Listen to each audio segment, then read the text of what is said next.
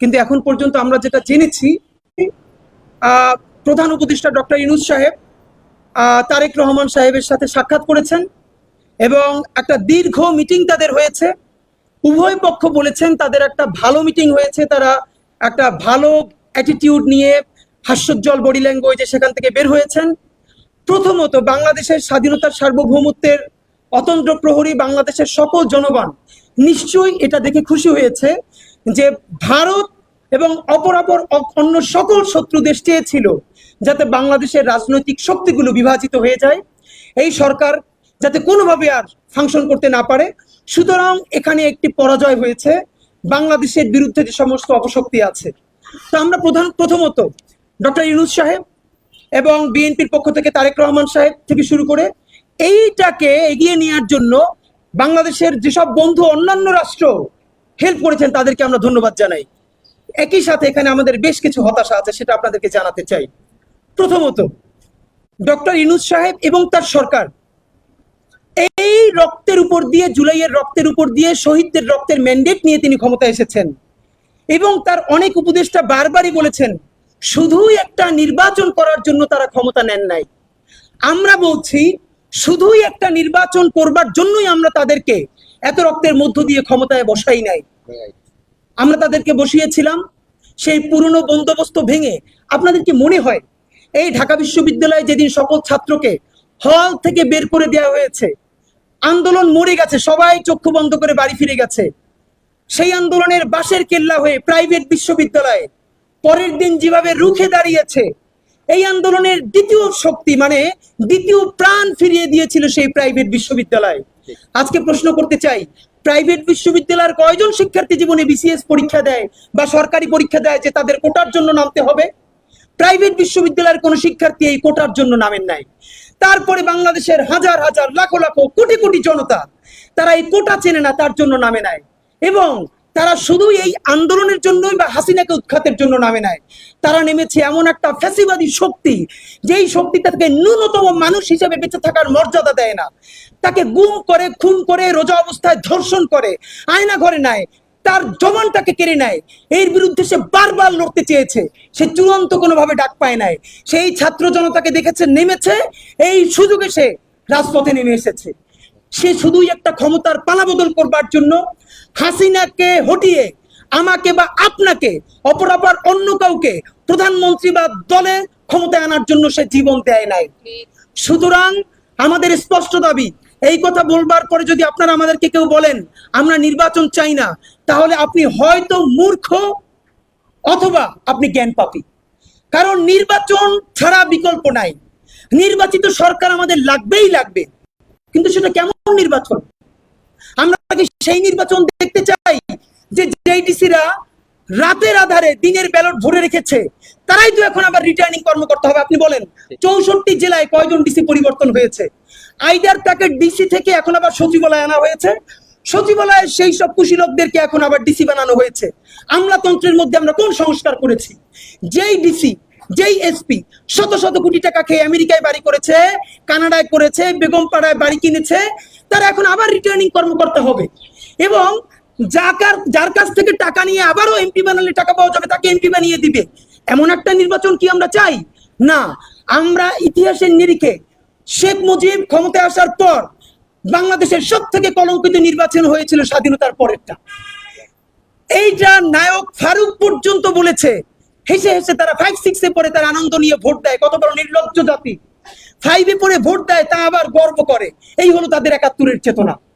এই 71-এর চেতনা বিক্রি করে যারা বাংলাদেশকে বিক্রি করে দিয়েছিল, বাংলাদেশের জনগণ তাদের বিরুদ্ধে যুদ্ধে নেমেছিল। সেই যুদ্ধে নেমেছে একটা নির্বাচনের জন্য নয়। আমাদের গণতান্ত্রিক প্রক্রিয়ায় উত্তরণ করতে হবে, তবে সেটা বাংলাদেশের ইতিহাসের সব থেকে সুন্দরতম নির্বাচনের মাধ্যমে। আমরা আপনাদেরকে একটা কথা জানাতে চাই, এই বৈঠকে নির্বাচন নিয়ে একটা রোডম্যাপ হলো, খুবই দারুণ। তারেক রহমান সাহেবেরা বলেছিলেন ডিসেম্বরে, ইউনূস সাহেব বলেছিলেন এপ্রিলে, তারা উভয়ে ইগো ছেড়ে ফেব্রুয়ারির একটা ডেট নিলেন। আমরা যতদূর জানতে পেরেছি 12 ফেব্রুয়ারি হয়তো জাতীয় নির্বাচন হবে। তো জাতীয় নির্বাচন হলে তার কমপক্ষে 3 মাস আগে তফসিল হবে এবং এখন থেকে নির্বাচনী ডামাডোল বাজতে শুরু করবে। আপনারা মিডিয়ার ভাইয়েরা আজকে যারা এখানে জুলাইয়ের সনদের কথা শুনতে আসছেন, আপনারাও 2 মাস পর আসবেন না, কারণ তখন আপনারা সারা দেশে নির্বাচনী ক্যাম্পেইনে প্রচারণা শুরু হয়ে যাবেন। তো আপনাদের মধ্যে যেই সাংবাদিক জুলাইকে কভার করতে গিয়ে বুলেট বিদ্ধ হয়েছেন, আপনার ক্যামেরা ভেঙে ফেলেছে, আপনি চাকরিচ্যুত হয়েছেন, আপনার সেই রাষ্ট্রের মালিকানা কোথায়? আপনার রাষ্ট্রের মালিকানা কোথায় যাবে? সুতরাং আমাদের একটাই কথা, এখানে যেভাবে নির্বাচনের রোডম্যাপ ঘোষিত হয়েছে আমরা খুবই খুশি, আমরা গণতান্ত্রিক পথে যাচ্ছি, কিন্তু তার সাথে সাথে আমাদের বিচারের রোডম্যাপ কোথায়? আমাদের মৌলিক সংস্কারের রোডম্যাপ কোথায়? খুনি হাসিনার কেবল ট্রায়াল শুরু হয়েছে, শত শত হাজার হাজার গুন্ডাগুলো বিদেশে বসে মৌজ করে, দেখেন কি ভয়াবহ ব্যাপার। বাংলাদেশের হাজার হাজার কোটি টাকা পাচার করে ইংল্যান্ডে নিয়ে গেছে, ডক্টর ইউনূস বিদেশ যাচ্ছেন, সেখানে তার বিরুদ্ধে মিছিল করছে, টাকাগুলো ফিরিয়ে আনা যাচ্ছে না। এই হলো এখন পর্যন্ত তাদের ইকোনমিক সোর্স। আপনি তাদের আর্থিক শক্তিতে ভাঙতে পারেন নাই, অর্থ উদ্ধার করতে পারেন নাই, এখন পর্যন্ত একটা গণহত্যাকারীর বিচার করতে পারেন নাই। তার আগে আপনি নির্বাচনের ট্রেন ছেড়ে দিবেন, তাহলে এই 1500 শহীদের রক্তের সাথে, তার বাবা মার সাথে আপনি কিভাবে মুখ দেখাবেন বলেন? শুনেন, মনে রাখেন, মির্জাফর বিজয়ী হয়েছিল, কিন্তু মির্জাফরের কবরে মানুষ থুথু দেয়, কেউ গোলাপ দেয় না। লড়তে লড়তে আমাদের হাজী শরিয়াতুল্লাহ, হাজী তিতুমির, আমাদের মঙ্গল পাণ্ডে, সূর্য সেনেরা, প্রীতিলতারা, তারা জীবন দিয়েছে। মনে রাখেন, জিত খালি জীবন না, লড়াইটাই জীবন। ঠিক। আপনারা আজকে যে সাময়িক 5 বছরের ক্ষমতার জন্য জয়ী হতে চান, আল্লাহ না করুক যদি জুলাইয়ের গাদ্দার হিসেবে বিবেচিত হন, আপনাদের কবরে গণমানুষ গিয়ে থুথু নিক্ষেপ করে আসবে। ঠিক। আর যদি জনতার পক্ষে থেকে লড়াই করতে করতে ভারতীয় আধিপত্যবাদের কাছে হেরেও যান, মরেও যান, আল্লাহ রাসূলে বিশ্বাস করলে শহীদ হিসেবে কবুল হবেন। যদি অন্য ধর্মের হন, সারা জীবন আপনি আমাদের প্রীতিলতা সূর্য সেনদের মতো আমাদের কাছে সেলিব্রেটেড হবেন। সুতরাং সিদ্ধান্ত নিন আপনি কার পক্ষে যাবেন। ভাইরা আমার, আপনাদেরকে একটা কথা জানাই, নির্বাচন নিয়ে কোনো রোডম্যাপ যে তারিখটা হয়েছে, এমনকি এই নির্বাচন কোন পদ্ধতিতে হবে তাও বলা হয় নাই। আমরা কি সেই আগের মতো 300 আসন, যেখানে মমতাজের মতো মানুষ গিয়া, আপনারা জানেন কিনা, এই এশিয়ার সব থেকে এক্সপেন্সিভ পার্লামেন্ট কিন্তু বাংলাদেশের সংসদ। ভারত এবং এমন এমন অপর সকল সংসদেও প্রতি মিনিটে এত টাকা খরচ হয় না, এর মেনটেন্যান্স কস্ট এত। আর সেই সংসদে বৈশা গান গায়। খালেদা জিয়ার জন্ম ঠিক নাই, বাপের নাম মায়ের নাম জানে না, সেইটা মমতাজ ওইখানে বসে বলে, আর হাসিনা পিঠ চাপড়ায়, টেবিল চাপড়ায়। আর সেই সংসদে আমরা কি সেইভাবেই ফিরবো? বিএনপির ভাইরা কি করে, কি বলে কি? আজকে যাদের তুমুল আন্দোলন করে কথা যেমন রাষ্ট্র সংস্কার করতে হবে, এই মমতাজদের মতো নর্দমার কীট যেন আর কোনোদিন সংসদের আশেপাশেও যেতে না পারে। ঠিক। আপনি সেই সংস্কার না করে কাদেরকে নিবেন? আবার সেই 8 পাস মাস্তানটা যে ভোট দখল করে 45,000-এর বেশি কেন্দ্র আছে, শহরের কেন্দ্রগুলো পুলিশ পাহারা দিবে। ভাই, প্রত্যেকটা টিভি ক্যামেরা, আপনারা বলেন, আপনাদের প্রত্যেকটা টিভি সেন্টারে কয় হাজার ক্যামেরা আছে? 500, 1000? 45,000 কেন্দ্রের বেশি যদি কেন্দ্র থাকে, আপনাদের 45,000 ক্যামেরা আছে, 46,000 ক্যামেরা আছে, সাংবাদিক আছে। শহরে দেখানো যাবে আর্মিরা পাহারা দিচ্ছে, সেই গ্রামের যে কেন্দ্রটা, যেখানে শহর থেকে যাইতে লাগে 2.5-3 ঘন্টা, সেই কেন্দ্র তো দখল হয়ে যাবে, আর্মি থাকবে না, পুলিশের তো কোনো সাহসই নাই, পুলিশ তো ফাংশনই করে না, সেই সব কেন্দ্র দখল হয়ে যাবে। ভোট দিতে যাবে কে বলেন? কে ভোট দিবে? আপনাদেরকে একটা কথা জানাই। দ্বিতীয়ত, সংরক্ষিত নারী আসন নিয়ে একটা কথা হয়েছে, আমাদের স্পষ্ট মতামত দিয়ে দেয়। এনসিপি বলছে 100 আসন করবার জন্য, এবং এই নারী আসনকে সরাসরি যাতে নারীরাই ভোট মানে তাদেরকে একজন নারীকে 3টে সংসদীয় এলাকা দেয়া, এর মানে তারা সরাসরি জনগণের ভোটে নির্বাচিত হবে। এটার একটা ভালো দিক আছে। মানে হলো, আপাতত নারীরা যেভাবে সংরক্ষিত আসনে মনোনয়ন পায়, তাতে তার নিজের কোনো কোয়ালিটি লাগে না, নিজের দলের কারো সে সেবা দাস হয়, বেশি চাটুকারিতা যে বেশি করতে পারবে তার স্বীকৃতি স্বরূপ তাকে একটা কোটা দিয়ে দেয়, সংসদে গিয়ে গান গায়। এটা তো আর হতে দেওয়া যায় না। এর মানে হলো কি, যেই সংরক্ষিত নারী আসনে যিনি যাবে, তার জনতার সাথে সরাসরি একটা সম্পৃক্ততা তৈরি হোক। কিন্তু একটা কথা এখানে, বিএনপি এটা চায় না, তারা বলে আগের মতোই। এনসিপি বলে না, তাদের 100-কে সরাসরি ভোট দেওয়া হোক, কিন্তু দুটোর মধ্যে দুটো ক্রাইসিস আছে। বিএনপি যেটা বলে সেটা তো পুরনো বন্দোবস্ত, হতেই পারে না। এনসিপি যেটা বলেছে, খেয়াল করে দেখেন, তাহলে 300 আসন যদি সংরক্ষিত নারী সদস্য হয় 100, তাহলে একজন নারীর এগেইনস্টে 3টা কনস্টিটিউয়েন্সি পড়বে। তাহলে বলেন তো, কোন নারীর পক্ষে নির্বাচনের সময় 3টা আসনে ক্যাম্পেইন চালানো কি সম্ভব? মানে আমরা যারা পুরুষ নির্বাচন করে, তারাই তো সে তার পুরো একটা নির্বাচনী আসন কভার করতে পারে না। তাহলে নারী কিভাবে 3টে আসন সে ক্যাম্পেইন করবে, এটা তো নারীকে ভালোবেসে তার উপরে আরো একটা জুলুম হয়ে গেল। এই দুইটার মধ্যবর্তী আপনাদের মাধ্যমে একটা প্রস্তাবনা আমরা দিতে চাই। প্রস্তাবনাটা হলো, বাংলাদেশের যত রাজনৈতিক দল এই নির্বাচনে যত ভোট পাবে, নির্বাচন কমিশনের কাছে হিসাব থাকে কত পুরুষ ভোটার কত নারী ভোটার। ভোটের শেষে নির্বাচন কমিশন ঘোষণা করবে যে এই নির্বাচনে বিএনপি নারী ভোটারদের 40% পেয়েছে, জামাত 20% পেয়েছে, এনসিপি 10% পেয়েছে। এর মানে পুরো জাতীয় নির্বাচনে নারী ভোটারদের সংখ্যা যেই দল যত পাবে তার অনুপাতে সে সংসদে নারী আসন পাবে। তাহলে লাভ হবে দুইটা। একে হলো, তখন নারী নিজে তার একটা এজেন্সিশিপ তৈরি হবে। ও, আমি যে ভোটটা দিচ্ছি এটার একটা স্পেশাল দাম আছে, কারণ নারীদের ভোটের উপরে নির্ভর করবে প্রত্যেকটা রাজনৈতিক দল সংসদে কতগুলো নারী আসন পাবে। নাম্বার 1। নাম্বার 2, এই যে আমরা অনেকের ব্যাপারে ইসলামী দলগুলোর ব্যাপারে বলি কি, তারা নারীদের কাছে যায় না, নারীদেরকে গুরুত্ব দেয় না, কিন্তু বাংলাদেশের রাজনীতিতে নারীকে তো সামনে লাগবে। Very good. এই পলিটিক্সটাই যদি আমরা সবাই মিলে করতে পারি যে প্রতিটা দল যত পার্সেন্ট নারীর ভোট পাবে সেই ভোটের অনুপাতে সে সংরক্ষিত আসন পাবে মহিলাদের, তাহলে দেখবেন আগামীকালকে সুর করে জামাতে ইসলামী, ইসলামী আন্দোলন, খেলাফত মজলিস, অপরাপর সকল ইসলামী দলগুলো নারীদেরকে নিয়ে রাজনীতি করতে বাধ্য হবে এবং নারীদেরকে স্টেক দিতে বাধ্য হবে। সুতরাং আমরা এটা আপনাদেরকে বলে রাখলাম। ফাইনালি আপনাদের সাথে আমরা যেটা বলতে চাই, যদি এবং আমরা বলেছিলাম যে একটা উচ্চ কক্ষ হবে, নিম্ন কক্ষ হবে। নিম্ন কক্ষে সাধারণ ভোট হবে, উচ্চ কক্ষে একটা আনুপাতিক হারে হোক, যেভাবে হোক আপনারা ঠিক করেন। তো যদি মতো 300 সংসদে ভোট হয়ে যায়, সেই পাড়ার মাস্তানটা যারা দেখলে মানুষ ভয় পায়, সে আবার সাংসদ হয়ে, সংসদ সদস্য হয়ে এলাকায় ফিরে যায়, তাহলে এই অভ্যুত্থানের দামটা কি আমারে বলেন। এবং বাংলাদেশের বড় রাজনৈতিক দলগুলো, বিশেষ করে বিএনপির কিছু ভাইয়েরা, তারা বিএনপির না শহীদ জিয়ার বিএনপি করে, না তারা খালেদা জিয়ার বিএনপি করে, তারা ভারতের বিএনপি করতে চায়। তারা ঘুরে ফিরে সেই পুরনো বঙ্গবস্তুর উপরে থাকতে চায়। আপনাদেরকে একটা কথা মনে করাই যায়, আমাদেরকে বিএনপির শত্রু হিসেবে চিহ্নিত করতে চায়।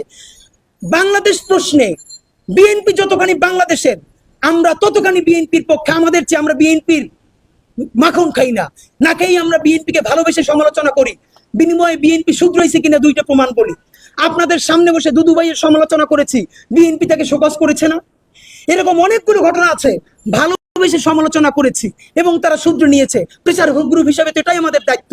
আপনারা কি চান, প্রেসার গ্রুপ ইয়া হিসেবে রাত্রিরে আপনাদের কাছ থেকে খাম নিয়ে আসবো আর এখানে সংবাদ সম্মেলনে এসে চুমু খাবো? তাহলে আমরা কি সেই প্রেসার গ্রুপ? আপনাদের কাছে স্পষ্ট বলতে চাই, এই নির্বাচনে ভোটার কারা আপনারা সাংবাদিক বন্ধুরা ভালো করে জানার কথা। এখন পর্যন্ত হালনাগাদ হয় নাই। 2018 নির্বাচনে যে হালনাগাদ হয়েছে তাতে টোটাল ভোটের 18 থেকে 29 যাদের বয়স, এটা খুব মনে রাখা দরকার আমাদের। বিএনপি, জামাত ইসলামী, অপরাপর রাজনৈতিক দল, আপনাদেরকে আমরা এখন হুমকি দিব, মনে রাখেন। এই জুলাই গণ অভ্যুত্থান রাজনৈতিক দল সাথে ছিল, কোনো রাজনৈতিক দলের নেতৃত্ব হয় নাই। ছাত্ররা মাঠে নেমেছে আর বাংলাদেশের মানুষ নিজেই আন্দোলন করেছে। আন্দোলনের নেতৃত্বে ছিল তরুণরা, যাদের বয়স মূলত 18 থেকে 29 প্রধানত। বর্তমানে বাংলাদেশে ভোটারদের মধ্যে 18 থেকে 29 এই বয়স সীমা ভোটার হলো 3,62,00,000। আপনাদেরকে মনে করিয়ে দেই, বর্তমানে বাংলাদেশে ভোটার তালিকায় যেটা হালনাগাদ হবে সেই অনুযায়ী জামাত শোডাউন করে সরে যায়, কিন্তু এইটাই কিন্তু সারা বাংলাদেশের 18 কোটি জনগণ না। 18 কোটি কিন্তু জনগণ সেই যে এখন অফিস করে, আপনার ইলেকশন হচ্ছে না, কিছু দেখে না, এই সংবাদ সম্মেলনটা দেখে। ভোটের নির্বাচন হইলে যদি ভোটের সুষ্ঠু পরিবেশ হয়, জায়গা মতো গিয়ে ভোটটা দিয়ে দিবে। আর যদি দেখে আগের মতো নির্বাচন হয়, ভোটের কপালে ঝাড়ু মাইরা অফিস করে বসে থাকবে। ঠিক কেমন নির্বাচন চান? আওয়ামী লীগের মতো একটা নির্বাচন? খালি যারা বিএনপি করে, খালি যারা জামাত করে, খালি যারা ইসলামী আন্দোলন করে, আপনারা রাজনৈতিক কর্মীরাই গিয়ে ভোট দিয়ে একটা দল বানাই ফেলবেন? করেন। তাহলে এই যে 55% যাদের কথা বললাম, এরা কেউ আপনাদেরকে ভোটও দিতে যাবে না, কেন্দ্রেও যাবে না। ঠিক। আর যদি চান না, এই ভোট দেওয়ার জন্য প্রবাসীরা বুকেই আছে, প্রবাসীরা ভোট দিতে চায়। অনেক প্রবাসী বন্ধুরা আমাদেরকে বলেছে, দেশে ভালো ইলেকশন হলে ইলেকশনকে সেলিব্রেট করার জন্য পরিবার নিয়ে বাড়ি ফিরবে, যারা 15 বছরও বাড়ি ফিরে নাই। সেরকম উদযাপনের নির্বাচন যদি করতে চান, তাহলে এই সকল মানুষকে নিতে হবে। তাহলে কি করতে হবে? সেই নির্বাচনের আগে আপনাকে নির্বাচনের রোডম্যাপ ঠিক করতে হবে। পুলিশ, আর্মি, তারা প্রত্যেকটা কেন্দ্র সঠিকভাবে পাহারা দিতে পারবে কিনা। কেউ ভোট দিতে গেলে তার ভোটটা চেক করে কোন মার্কায় দিচ্ছে সেইটা নিশ্চিত করতে পারবে কিনা। সুতরাং নির্বাচনের সংস্কার করতে হবে। অনেকে বলে এই বর্তমান নির্বাচন কমিশন সরাই ফেলেন। শুধু কমিশন সরাই ফেললে কিছু হবে না, আমূল পরিবর্তন করতে হবে। এই কথা বলে আপনাদেরকে শুধু মনে করাই দিলাম, যদি নির্বাচন কোন ধরনের বিচার এবং মৌলিক সংস্কার ছাড়াই নির্বাচন করা হয় এবং ডক্টর ইউনূস সাহেব যদি সেই নির্বাচনকালীন সরকারের দায়িত্ব পালন করেন, তাকে বলা হয়েছে বিএনপি তাকে সরকারে আসলে তাকে হয়তো রাষ্ট্রপতি বানাবেন। আমরা অ্যাপ্রিসিয়েট করি ডক্টর ইউনূসের মতো একটা অ্যাসেট বাংলাদেশের পক্ষে কাজ করুক, এটা সবার জন্য সম্মাননা। কিন্তু সেটা যদি নির্বাচনের আগে বিচার না করে, নির্বাচনের আগে যদি সংস্কার মৌলিক সংস্কার না করে আপনি বিএনপির সাথে এই কথা বলে তাদের সাথে যোগ দিয়ে নির্বাচনকালীন দায়িত্ব পালন করেন, যেভাবে মাথার তাজ বানিয়ে রেখেছিলাম, আমরাই আপনাকে ইতিহাসের শ্রেষ্ঠতম গাদ্দার ঘোষণা করব। মনে রাখেন, আপনার জীবনে কোনো কিছুর প্রাপ্তির অভাব নাই। তরুণদের কাছ থেকে, শহীদদের মায়েদের কাছ থেকে, শহীদদের সন্তানের কাছ থেকে জুলাইয়ের গাদ্দার হিসেবে বিবেচিত হয়ে কবরে যাইয়েন না। আল্লাহর ওয়াস্তে আপনার হাতে পায়ে ধরে বলি, বিএনপির ভাইয়েরা, যেই শহীদ জিয়া বাকশালের পর নতুন গণতন্ত্র ফিরে আনছে, যেই খালেদা জিয়া 91-তে শুধু ভারত বাংলাদেশ নিয়ে যাবে এই সত্য কথা বইলা তুমুল ভোটে নির্বাচিত হয়েছে, সেই জিয়ার দল, সেই খালেদা জিয়ার দল বিএনপি আজকে সংস্কারের পক্ষে যদি কথা না বলে, আজকে বিচারের পক্ষে বড় মিছিলটা না করে, তাহলে আমরা সেই বিএনপিকে বলতে চাই, মনে রাখেন, অভ্যুত্থান শুরু হয়েছে, অভ্যুত্থান শেষ হয় নাই। দায়িত্ব নিয়ে বলি, ছোট মানুষ হিসাবে বেঁচে থাকবো কিনা জানি না, যদি বিচার না করে, মৌলিক সংস্কার না করে নির্বাচন করে ফেলা হয়, মনে রাখেন আগামী 3 বছর, 5 বছর বা 10 বছর, সামটাইম যে কোনো একটা সময় দেশে চূড়ান্ত একটা গণ অভ্যুত্থান হবে। সেই গণ অভ্যুত্থানের নেতৃত্ব দিবে এই হাজার হাজার শহীদের বাবা মায়েরা, আর কোটি কোটি জনগণ, যারা বিএনপিও করে না, জামাতও করে না, কোন দল করে না, তারা খালি বাংলাদেশ করে।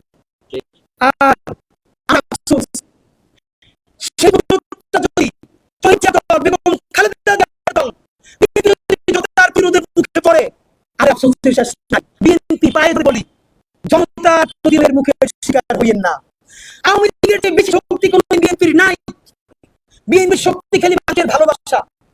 সেই আওয়ামী লীগ বাংলাদেশে টিকিয়ে থাকতে পারে না, পালাইছে।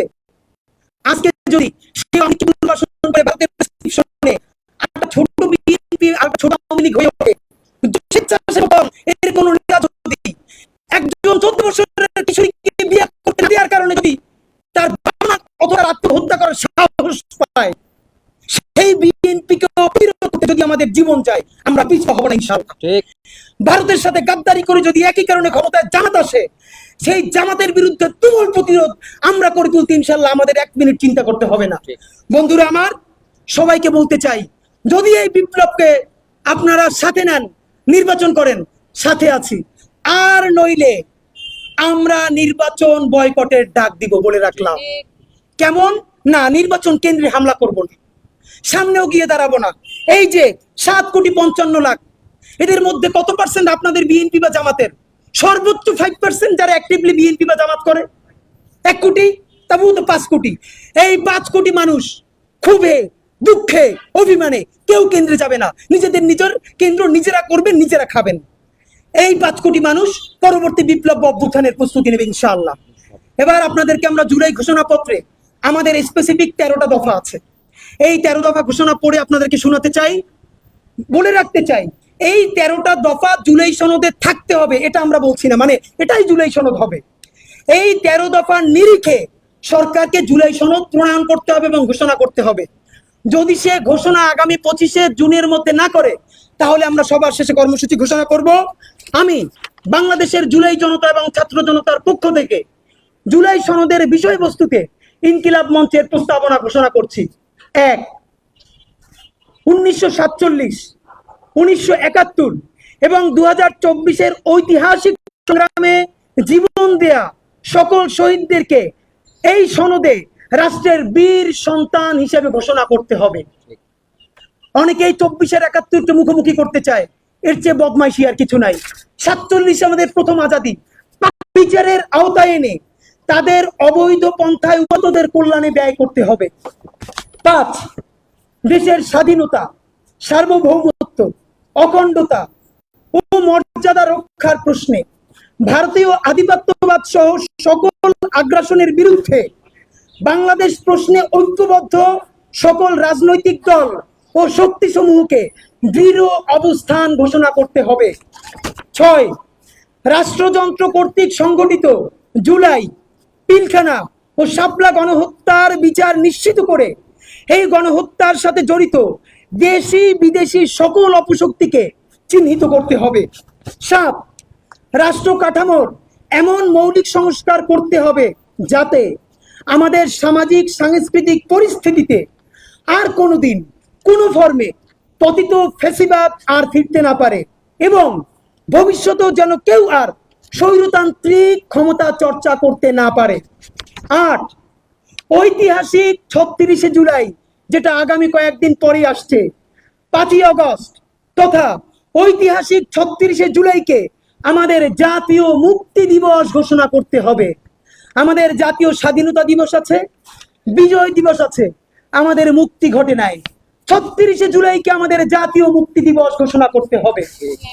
9, এই সনদে ঐতিহাসিক জুলাই গণ অভ্যুত্থানের স্পিরিটের নিরিখে বৈষম্য বিরোধী, ইনসাফ ভিত্তিক কল্যাণ রাষ্ট্র বিনির্মাণের সুস্পষ্ট রূপরেখা প্রণয়ন করতে হবে। 10, সংবিধান থেকে, যেটা বর্তমান সংবিধানে অ্যাক্টিভ আছে, সংবিধান থেকে জনবিরোধী ও জুলাই সনদের সাথে সাংঘর্ষিক সকল ধারা উপধারা বাতিল করে জুলাই সনদকে সংবিধানের তফসিলে অন্তর্ভুক্ত করতে হবে। 11, ঐতিহাসিক জুলাই গণ অভ্যুত্থানে অংশগ্রহণকারী সকল দল, মত এবং লিঙ্গের ন্যায্য শরিকানা নিশ্চিত করতে হবে, যেখানে বলা হবে আমরা বাংলাদেশের জনগণ এই ঐতিহাসিক গণ অভ্যুত্থান সম্পন্ন করেছি, আমরা বৈষম্য বিরোধী করেছি, আমরা এনসিপি করেছি, আমরা বিএনপি করেছি, আমরা জামাত করেছি। আপনাদের কাছে পায়ে ধরে মাপ চাই, এইখান থেকে বের হয়ে আসেন। অভ্যুত্থানের মালিকানা বাংলাদেশের 18 কোটি জনগণকে দিয়ে দেন। অভ্যুত্থানের ইশতেহারের প্রতি পাতায় পাতায় প্রতি ধারায় লেখা থাকবে আমরা বাংলাদেশের জনগণ, আমরা বাংলাদেশের জনগণ এই ঐতিহাসিক গণ অভ্যুত্থান সম্পন্ন করেছি। 12, এটা ছোট কিন্তু এটাই সবচেয়ে গুরুত্বপূর্ণ, বাংলাদেশের সংবিধানের বর্তমানে এমন ভাষা পিএইচডি কইরাও অনেকের অর্থ উদ্ধার করতে চান বের হয়ে যায়। এইটা জনগণের সংবিধান হয় নাই। আমেরিকার সংবিধান পড়েন, পাতলা ছোট, ট্যাক্সি ড্রাইভারও পড়তে পারে। সুতরাং যেই গণ অভ্যুত্থান রিক্সাওয়ালা করেছে, ভ্যানওয়ালা করেছে, সবজিওয়ালা করেছে, সেই অভ্যুত্থানের সনদ তাকেও পড়ে বুঝতে পারতে হবে। আমাদের দাবি জুলাই সনদের ভাষাগত দুর্বোধ্যতা পরিহার করে আপামর দলে লক্ষ কোটি মানুষের সামনে স্বাক্ষর করবেন এবং সংসদ অ্যাক্টিভ হওয়ার সাথে সাথে প্রথম সংশোধনীকেই জুলাই সনদকে স্বীকৃতি দিয়ে তফসিলের মধ্যে অন্তর্ভুক্ত করতে হবে। আগামী 25শে জুন সরকারের এই তারিখ শেষ হবে, তার মধ্যে যদি এর কোনো পদক্ষেপ সে না নেয়, যদি সে উদ্যোগ না নেয়, তাহলে আগামী 25শে জুন শাহবাগ থেকে বাংলাদেশের সকল জুলাই যোদ্ধাদেরকে নিয়ে আমরা তাদেরকে আহ্বান করছি, শাহবাগ থেকে মানিক মিয়া এভিনিউ অভিমুখে লাল মার্চ ঘোষণা করছি। আমাদের লাল জুলাই চলে এসেছে, রক্তের মাস চলে এসেছে। সুতরাং লাল জুলাইয়ের আগে জুলাই সনদের জন্য আগামী 25শে জুন শাহবাগ থেকে বিকেল 4টায় মানিক মিয়া এভিনিউ অভিমুখে জুলাই সনদ আদায়ের জন্য লাল মার্চ ঘোষণা করছি। বাংলাদেশের সকল স্বাধীনতা সার্বভৌমত্বের পক্ষের শক্তিকে আমাদের লাল মার্চে অংশগ্রহণ করে জুলাই সনদ আদায়ের আহ্বান জানাচ্ছি। বাংলাদেশ জিন্দাবাদ, ইনকিলাব জিন্দাবাদ। কারো প্লিজ কোনো প্রশ্ন থাকলে বলবেন।